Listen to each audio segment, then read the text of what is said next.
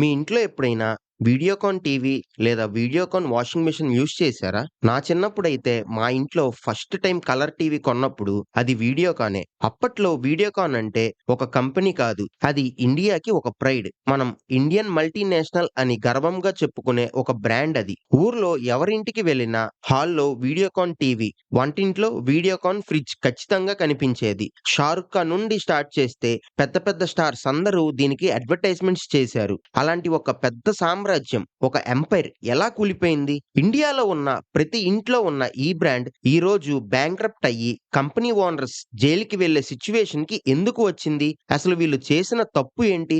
Business లో అత్యాస ఎంత ప్రమాదకరమో ఈ వీడియో చూస్తే మీకు అర్థమవుతుంది. ఈ రోజు మనం వీడియోకాన్ రైజ్ అండ్ ఫాల్ గురించి పూర్తిగా డీప్ గా తెలుసుకుందాం. ఈ వీడియో కేవలం బిజినెస్ గురించి మాత్రమే కాదు. ఇది మనుషుల ఆశ, అత్యాస ఇంకా పవర్ గురించి. So let's start the video. Videocon కథ స్టార్ట్ అయింది చాలా ఇయర్స్ క్రితం. మహారాష్ట్రలోని అహ్మద్ నగర్ అనే ఒక చిన్న టౌన్ లో నందల్ మాధవలాల్ దూత్ అనే ఒక వ్యక్తి ఉండేవారు. ఆయన చాలా సాధారణమైన వ్యాపారం చేసేవారు. ఆయనకి షుగర్ మిల్ ఉండేది, ఫార్మింగ్ చేసేవారు. చాలా సింపుల్ ఫ్యామిలీ. కానీ నందల్ దూత్ కి విజన్ చాలా పెద్దది. ఆయన ఎప్పుడూ అనుకునేవారు, మనం ఏదైనా కొత్తగా చేయాలి, రొటీన్ గా అగ్రికల్చర్ చేస్తే సరిపోదు అని. 1980s టైంలో ఇండియాలో ఎంటర్టైన్మెంట్ రేంజ్ మారిపోతుంది. అప్పట్లో టీవీ అంటే చాలా లగ్జరీ. బ్లాక్ అండ్ వైట్ టీవీలే ఎక్కువ ఉండేవి. కలర్ టీవీలు ఇంకా ఇండియాలో పెద్దగా రాలేదు. ఇక్కడే నందల్ దూత్ కి ఒక ఐడియా వచ్చింది. జనాలు ఎంటర్టైన్మెంట్ కోరుకుంటున్నారు, ఫ్యూచర్ అంతా ఎలక్ట్రానిక్స్ దే అని ఆయన గ్రహించారు. వెంటనే ఆయన తన పిల్లలతో కలిసి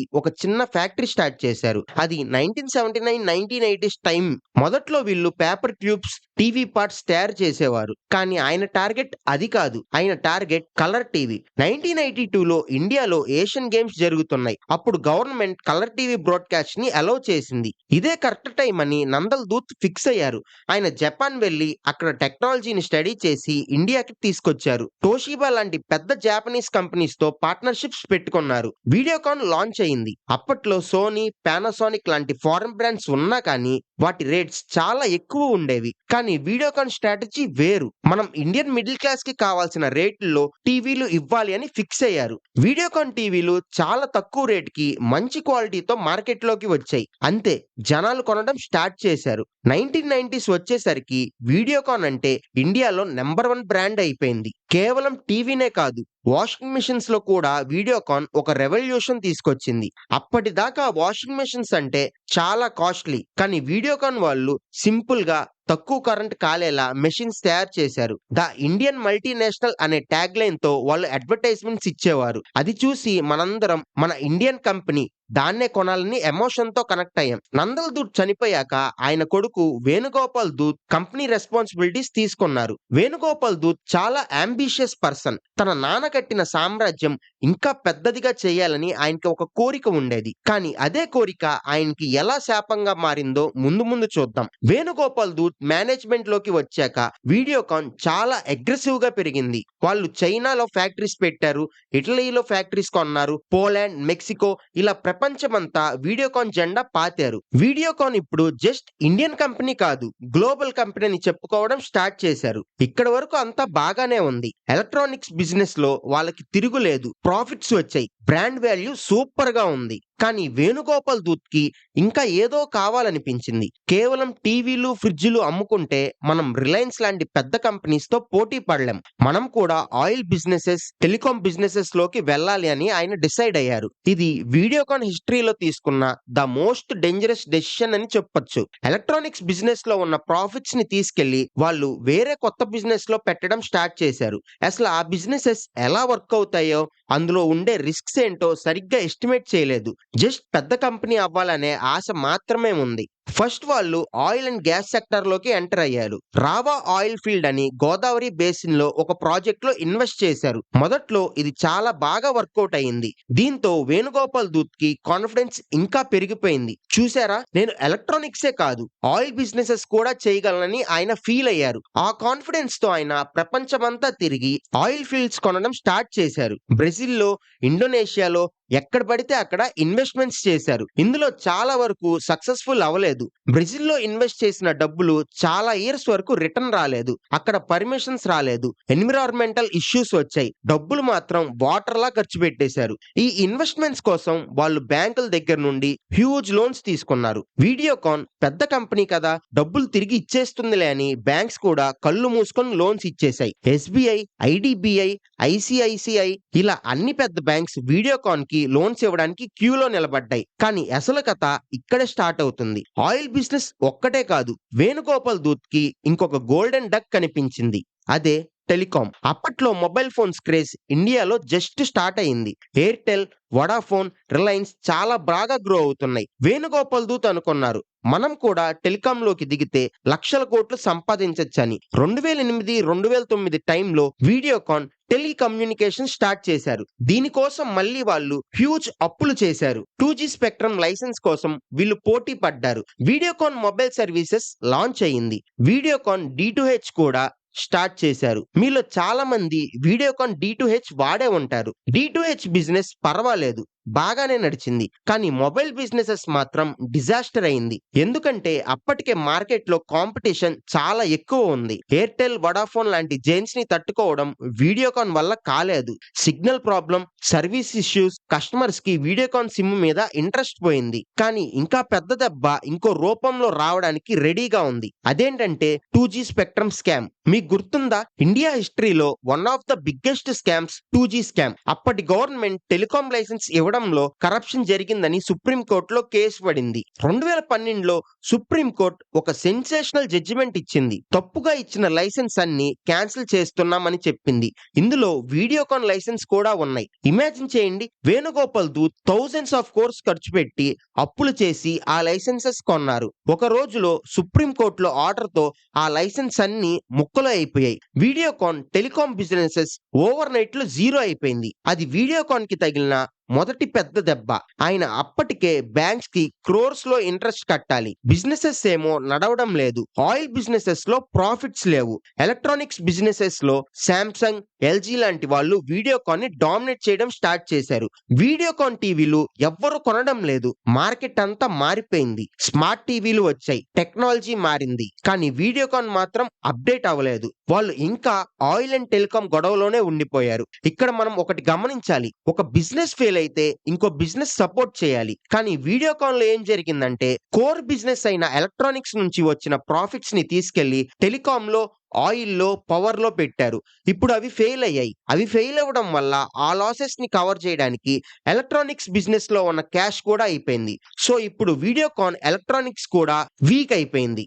R&D, రీసెర్చ్ అండ్ డెవలప్మెంట్ చేయడానికి దగ్గర డబ్బులు లేవు. శాంసంగ్ వాడు ప్రతి 6 నెలలకి కొత్త మోడల్ తీసుకుంటే వీడియోకాన్ వాళ్ళు ఇంకా పాత మోడల్ టీవీలే అమ్ముతున్నారు. డీలర్స్ కి పేమెంట్ ఇవ్వలేకపోతున్నారు. ఎంప్లాయీస్ కి శాలరీ ఇవ్వలేకపోతున్నారు. 2015, 2016 వచ్చేసరికి వీడియోకాన్ పరిస్థితి వెంటిలేటర్ మీద ఉన్న పేషెంట్లా అయిపోయింది. అప్పులు ఎంత పెరిగిపోయాయంటే దగ్గర దగ్గర 40,000 కోట్ల నుండి 80,000 కోట్ల వరకు వెళ్లిపోయాయి. సరే, బిజినెస్ ఫెయిల్ అవడం సహజం. కానీ ఇక్కడ జరిగింది కేవలం ఫెయిల్యూర్ కాదు, ఇక్కడ జరిగింది ఫ్రాడ్. ఇక్కడే మన కథలో విలన్స్ ఎంటర్ అయ్యారు. బ్యాంక్స్ వీడియోకాన్ కి ఇన్ని డబ్బులు ఎలా ఇచ్చాయి? వీడియోకాన్ ఫైనాన్షియల్ పొజిషన్ బాలేదని తెలిసి కూడా కొన్ని బ్యాంక్స్ ఎందుకు లోన్ శాంక్షన్ చేశాయి? ఇక్కడే బయటపడింది ICICI bank Videocon loan scam. ఇది ఇండియా బ్యాంకింగ్ సిస్టమ్ లో ఒక బ్లాక్ మార్క్. అప్పుడు ఐసిఐసిఐ బ్యాంక్ కి సిఇఓగా చందా కోచర్ ఉన్నారు. ఆవిడ బ్యాంకింగ్ బోర్డ్ లో ఒక స్టార్. ఆవిడని చూసి ఎంతో మంది ఇన్స్పైర్ అయ్యేవారు. మోస్ట్ పవర్ఫుల్ ఉమెన్ అని అవార్డ్స్ వచ్చాయి. కానీ ఆవిడ వెనుక జరిగిన కథ వేరు. వేణుగోపాల్ దూత్ మరియు చందన్ కచోర్ భర్త దీపక్ కచోర్ మధ్య ఒక సీక్రెట్ డీల్ జరిగిందని సిబిఐ అలిగేషన్ స్టార్ట్ చేసింది. అంటే నేను నీకు హెల్ప్ చేస్తా, నువ్వు నాకు హెల్ప్ చేయి. స్టోరీ ఏమిటంటే 2009 నుండి 2011 మధ్యలో ఐసిఐసిఐ బ్యాంక్ వీడియోకాన్ గ్రూప్ కి సుమారు 3,250 కోట్ల లోన్ శాంక్షన్ చేసింది. అసలు వీడియోకాన్ కి అప్పు తీర్చే కెపాసిటీ లేదని తెలిసిన రూల్స్ ని బ్రేక్ చేసి మరీ ఈ లోన్ ఇచ్చారని టాక్. దీనికి ప్రతిఫలంగా వేణుగోపాల్ దూత్ లోన్ తీసుకున్న కొన్ని రోజుల్లోనే చందా కచోర్ భర్త అయిన దీపక్ కచోర్ కంపెనీ న్యూ పవర్ రిన్యూవబుల్స్ లో క్రోర్స్ ఆఫ్ రూపీస్ ఇన్వెస్ట్ చేశారు. అంటే సింపుల్ గా చెప్పాలంటే బ్యాంక్ మనీని వీడియోకాన్ కి లోన్ గా ఇచ్చారు. అందులో నుండి కొంత అమౌంట్‌ని లంచంగా దీపక్ కచోర్ కంపెనీలోకి మళ్లించారు. ఇది చాలా ఇయర్స్ వరకు ఎవ్వరికీ తెలియలేదు. కానీ 2016లో అరవింద్ గుప్తా అనే ఒక విజిల్ బౌలర్ అంటే తప్పులని బయట పెట్టే వ్యక్తి ప్రైమ్ మినిస్టర్‌కి, ఆర్‌బీఐకి ఒక లెటర్ రాశారు. ఇక్కడ పెద్ద స్కామ్ జరుగుతుంది. ఐసీఐసీఐ బ్యాంక్ మనీని చందా కచోర్ తన ఫ్యామిలీ బిజినెసెస్ కోసం వాడుకుంటున్నారని ఆయన ప్రూఫ్స్‌తో సహా చెప్పారు. మొదట్లో ఎవ్వరూ నమ్మలేదు. ఐసీఐసీఐ బ్యాంక్ కూడా చందా కచోర్‌ని సపోర్ట్ చేసింది. మా సీఈఓ అలాంటి వాళ్ళు కాదు అన్నారు. కానీ ఇన్వెస్టిగేషన్ స్టార్ట్ అయింది. సీబీఐ దిగింది. ఈడీ దిగింది. తీగ లాగితే డొంక కదిలిందన్నట్టు లేయర్స్ అన్ని బయటపడటం స్టార్ట్ అయ్యాయి. చందా కచోర్, ఆమె భర్త దీపక్ కచోర్, ఇంకా వేణుగోపాల్ దూత్ వీళ్ళు ముగ్గురు కలిసి చేసిన ట్రాన్సాక్షన్స్ బయటికి వచ్చాయి. చందా కచోర్ ని బ్యాంక్ నుండి తీసేశారు. ఆవిడ రెప్యుటేషన్ మట్టి కలిసిపోయింది. వేణుగోపాల్ దూత్ ని కూడా అరెస్ట్ చేశారు. ఇది కేవలం డబ్బులు పోయాయని కాదు, ట్రస్ట్ పోయింది. షేర్ హోల్డర్స్ డబ్బులు పోయాయి. బ్యాంక్స్ డబ్బులు అంటే మన డబ్బులు, పబ్లిక్ మనీ అవి పోయాయి. 2018లో బ్యాంక్స్ అన్ని కలిసి వీడియోకాన్ మీద ఇన్సాల్వెన్సీ కేసు వేశాయి. అంటే వీళ్ళు మా డబ్బులు తిరిగి ఇవ్వలేరు, సో వీళ్ళు ఆస్తులు అమ్మేసి మా డబ్బులు మాకిచ్చేయండని నేషనల్ కంపెనీ లా ట్రిబ్యునల్ కి వెళ్లారు. ఇది ఇంకో పెద్ద డ్రామా. ఎన్సీఎల్టీలో వీడియోకాన్ ఆస్తులు అమ్మడానికి ప్రాసెస్ స్టార్ట్ అయింది. వీడియోకాన్ గ్రూప్ లో ఉన్న 13 కంపెనీస్ ని ఒక్కొక్కటిగా చేసి వీడియోకాన్ ఇండస్ట్రీగా ఆస్తులు అమ్మడానికి పెట్టారు. ఇక్కడ వేదాంత గ్రూప్ ముందుకు వచ్చింది. వాళ్ళు ట్విన్ స్టార్ టెక్నాలజీస్ అనే పేరుతో బిడ్ వేశారు. మేము వీడియోకాన్ ని కొంటామని. కానీ వాళ్ళు ఆఫర్ చేసిన అమౌంట్ ఎంతో తెలుసా? వీడియోకాన్ బ్యాంక్స్ కి కట్టాల్సిన అసలు అప్పు దగ్గరగా 64,000 కోట్లు ఉంటే వాళ్ళు ఆఫర్ చేసింది జస్ట్ 2,900 కోట్లు అప్రాక్సిమేట్ గా. అంటే బ్యాంక్స్ కి 95% లాస్. ఇది చూసి అందరూ షాక్ అయ్యారు. ఏంటి 60,000 కోట్ల అప్పు ఉంటే జస్ట్ 3,000 కోట్లు ఇచ్చి కంపెనీని తీసుకుంటారా? ఇది డే లైట్ రాబరీ అని కొంతమంది క్రిటిసిజం స్టార్ట్ చేశారు. ఎన్సీఎల్టీ ముంబై బెంచ్ దీనికి ఒప్పుకుంది. కానీ ఎన్సీఎల్ఏటీ దీన్ని ఆపింది. ఇది సరైన పద్ధతి కాదు. బ్యాంక్స్ కి ఇంకా ఎక్కువ డబ్బులు రావాలని స్టే విధించింది. ఇప్పటికీ ఆ ప్రాసెస్ ఇంకా కోర్టులో నడుస్తూనే ఉంది. వీడియోకాన్ షేర్ హోల్డర్స్ అంటే మనలాంటి కామన్ పీపుల్ ఎవరైతే వీడియోకాన్ షేర్స్ కొన్నారో వాళ్ళ షేర్ వాల్యూ జీరో అయిపోయింది. ఒక్క share value hundreds of rupees నుంచి ఈ రోజు 5 రూపీస్ 6 రూపీస్ కి పడిపోయింది. ట్రేడింగ్ కూడా ఆగిపోయింది. ఎంప్లాయీస్ జాబ్స్ పోయాయి. డీలర్స్ కి డబ్బులు రాలేదు. ఒక సామాన్యుడు ఆలోచించాల్సిన విషయం ఏంటంటే వేణుగోపాల్ దూత్ కి సక్సెస్ లేకపోతే ఇంత ప్రాబ్లం వచ్చేది కాదు. ఆయనకి ఆల్రెడీ సక్సెస్ఫుల్ బిజినెస్ ఉంది. వీడియోకాన్ అనే బ్రాండ్ ఉంది. కానీ ఇంకా కావాలి, ఇంకా ఎదగాలి అనే అత్యాశ, సరైన ప్లానింగ్ లేని ఇన్వెస్ట్మెంట్స్, కరప్షన్ ఇవన్నీ కలిసి ఒక ఎంపైర్ ని కూల్చేశాయి. రావా ఆయిల్ ఫీల్డ్ లో వచ్చిన సక్సెస్ ఆయన్ని మిస్గైడ్ చేసింది. టెలికాం లో గెలుస్తా అనే ఓవర్ కాన్ఫిడెన్స్ ఆయన్ని ముంచింది. చివరికి తన సొంత కంపెనీని కాపాడుకోలేక, తన ఫ్యామిలీ రెప్యుటేషన్ ని కాపాడుకోలేక జైలు పాలయ్యారు. వీడియోకాన్ ఇండస్ట్రీస్ ఇప్పుడు బ్యాంక్రప్ట్ ప్రాసెస్ లో ఉంది. ఫ్యాక్టరీస్ అన్ని మూసేశారు లేదా వేరే వాళ్ళు రన్ చేస్తున్నారు. ఆయిల్ యాసెట్స్ ని అమ్మడానికి ట్రై చేస్తున్నారు. బ్రాండ్ నేమ్ వీడియోకాన్ ఇప్పుడు మార్కెట్ లో ఎక్కడా కనిపించడం లేదు. ఒకప్పుడు ఐపీఎల్ మ్యాచెస్ లో, టీవీలో యాడ్స్, న్యూస్ పేపర్ లో రోజు కనిపించే లోగో ఇప్పుడు హిస్టరీ బుక్స్ లా మిగిలిపోయింది. వీడియోకాన్ డౌన్ ఫాల్ మనకి నేర్పించే పాఠం ఏంటంటే focus is important. Me core strength ఏంటి అది వదిలేసి మీకు తెలియని బిజినెస్ లో కేవలం డబ్బులు ఉన్నాయి కదా అని దిగితే రిజల్ట్ ఎలా ఉంటుందో వీడియోకాన్ ఒక క్లాసిక్ ఎగ్జాంపుల్. అలాగే కార్పొరేట్ గవర్నెన్స్ అంటే నిజాయితీగా బిజినెస్ చేయడం ఎంత ముఖ్యమో కూడా దీని ద్వారా తెలుస్తుంది. సీఈఓలు, బ్యాంకర్స్ కలిసి ఫ్రాడ్ చేస్తే అది ఎన్ని రోజులు దాగుతుంది? ఎప్పుడో ఒకప్పుడు బయటకు వస్తుంది. ఈ కథ విన్న తర్వాత మీకు ఏమనిపించింది? వీడియోకాన్ ఫెయిల్ అవడానికి మెయిన్ రీజన్ వేణుగోపాల్ దూత్ అత్యాశేనా, లేదా గవర్నమెంట్ 2G లైసెన్సెస్ క్యాన్సిల్ చేయడమా, లేక బ్యాంక్స్ వాళ్ళ తప్పు ఉందా? మీ అభిప్రాయాన్ని కామెంట్స్ లో ఖచ్చితంగా చెప్పండి. నేను ప్రతి కామెంట్ ని చదువుతాను. మీకు ఈ వీడియో నచ్చితే ప్లీజ్ లైక్ చేయండి. వీడియోకాన్ టీవీలు వాడిన మీ ఫ్రెండ్స్ కి, రిలేటివ్స్ కి ఈ వీడియోని షేర్ చేయండి. వాళ్ళకు కూడా ఈ షాకింగ్ నిజాలు తెలుస్తాయి. మనం ఇలాంటి ఇంకా చాలా బిజినెస్ స్టోరీస్, స్కామ్స్ మరియు సక్సెస్ స్టోరీస్ మన ఛానల్లో డిస్కస్ చేసుకుందాం. సబ్స్క్రైబ్ చేసుకోవడం మర్చిపోకండి. బెల్ ఐకాన్ కొట్టండి. సో నేను నెక్స్ట్ వీడియో పెట్టగానే మీకు నోటిఫికేషన్ వస్తుంది. Until then keep watching, keep learning. Next వీడియోలో కలుద్దాం. Bye bye.